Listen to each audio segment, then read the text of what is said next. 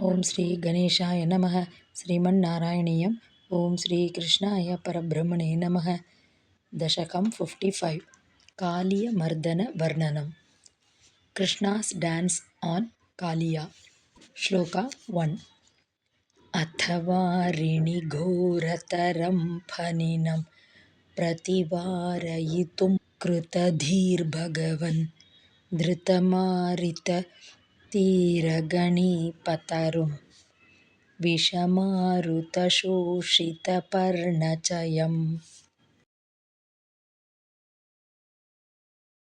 Word by word meaning.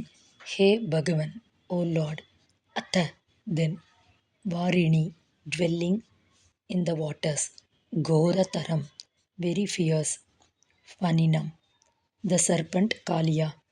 Prativarayutum, to drive away. Kritadhihi, having decided. Vishamaruta Shoshita Parnachayam. Vishamarutena, by the poisoned breeze. Shoshitaha, dried up. Parnachayaha, mass of leaves, whose leaves had been dried up by the poisoned breeze. Tira Gani Patarum, a kadamba tree on the bank. Dhrutam, quickly. Aritha, thou didst approach. Full meaning. O Lord, having decided to drive away the very fierce serpent Kaliya from the waters of the Yamuna, thou didst rush towards a kadamba tree on the bank of the river, whose leaves had all been dried up by the poisoned breeze.